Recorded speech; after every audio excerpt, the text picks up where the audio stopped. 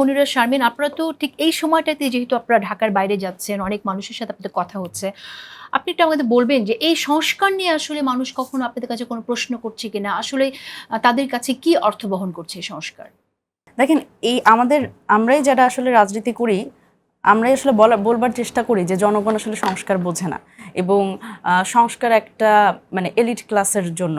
আসলে কিন্তু সেটা না। যখন সংস্কারটা কি বলেন, যখন আমরা আমাদের এই সাধারণ ছাত্র জনতা যখন এই অভ্যুত্থানে নেমে এসেছিল, তারা কিন্তু তাদের জীবনের যে পরিবর্তনটা চেয়েছিল, তাদের যে অধিকার ভিত্তিক কথাগুলো বলতে চেয়েছিল, তাদের ন্যায্যতার কথা বলতে চেয়েছিল, তারা যখন বলছিল যে আমার মানে একটা আমি যদি একটু অন্যভাবে বলি, সেটা হচ্ছে যখন আমরা সিনেমা দেখি, সিনেমায় একটা দুঃখের দৃশ্য যখন দেখায়, তখন কিন্তু সকলে তার সেটার সাথে রিলেট করে নিজের জীবনের দুঃখের কথাটা ভেবে আসলে কাঁদে।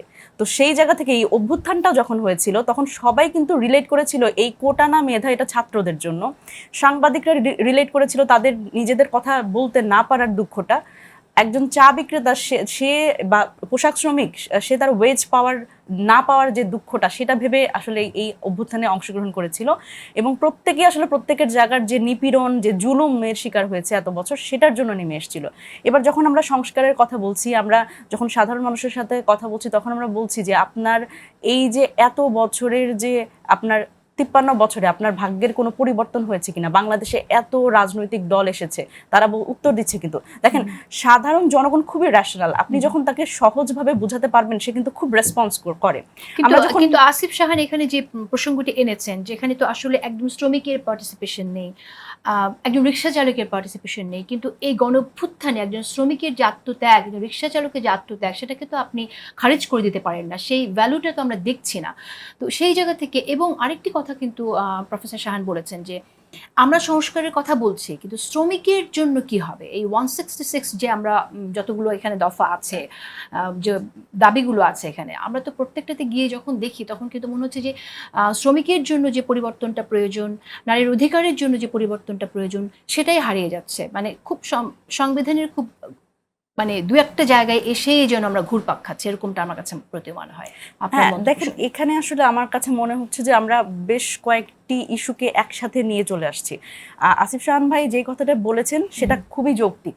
যেমন ঐকমত্য কমিশনে আমরা আসলে যেই বিষয়গুলো নিয়ে আলাপ করছি, সেই বিষয়গুলো ঠিক আমরা যদি বলি যে নারীর অধিকার, শ্রমিকের অধিকার, এই বিষয়গুলো এবং স্থানীয় সরকার খুব গুরুত্বপূর্ণভাবে, যেটা আসলে জনগণের একেবারে সাধারণ জনগণের জীবন মানের সাথে খুবই সম্পর্কিত, সেই কথাগুলো আসছে না। তবে এখানে আসলে আমাদের যখন আমরা সংস্কারের কথা বলছি, এই সংস্কারগুলোই কিন্তু আমরা যখন সাধারণ মানুষের সাথে কথা বলছি, গ্রামে যাচ্ছি, তখন কিন্তু আমরা এটার কথাই বলছি যে আপনি সরকারি যে সুযোগ সুবিধাগুলো আপনার পাওয়ার কথা, যেই ভিজিটি কার্ড পাওয়ার কথা, যেই 30 কেজি চাল পাওয়ার কথা, আপনার সেই জিনিসগুলো কি আপনি পাচ্ছেন? আপনার যে বিধবা ভাতা পাওয়ার কথা, বয়স্ক ভাতা পাওয়ার কথা, আপনি কি সেটা পেয়েছেন এতদিন? তারা বলছে না।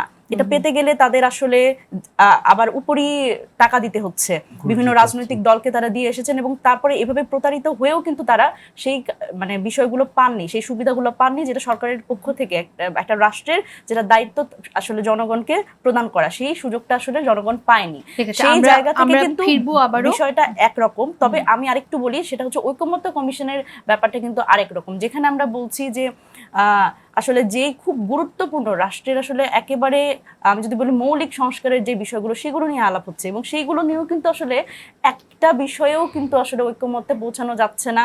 এইটা খুবই হতাশাজনক। এবং আমি যেই কয়েকটি আসলে রাষ্ট্রের মৌলিক এই পরিবর্তন নিয়ে যখন কথা হচ্ছে, তখন কি আসলে একজন রিক্সা চালকের বা একজন শ্রমিকের প্রতিনিধিত্ব দরকার নেই বলে মনে হয়? অবশ্যই অবশ্যই দরকার। এবং আমি মনে করি যে আমাদের যে ঐকমত্য কমিশনটা, সেটাই কিন্তু একদম পুরোপুরি প্রতিনিধিত্বশীল না। কারণ সেখানে শুধু রাজনৈতিক দলগুলো আছে, এবং আমি যদি অভ্যুত্থানের সাথে কম্পেয়ার করি, সেখানে কিন্তু যেই আসলে যারা প্রতিনিধিত্বশীল ছিলেন, তারা কিন্তু এইখানে নাই। সুতরাং তাদের ভয়েসটাও কিন্তু আমরা পাচ্ছি না এখানে।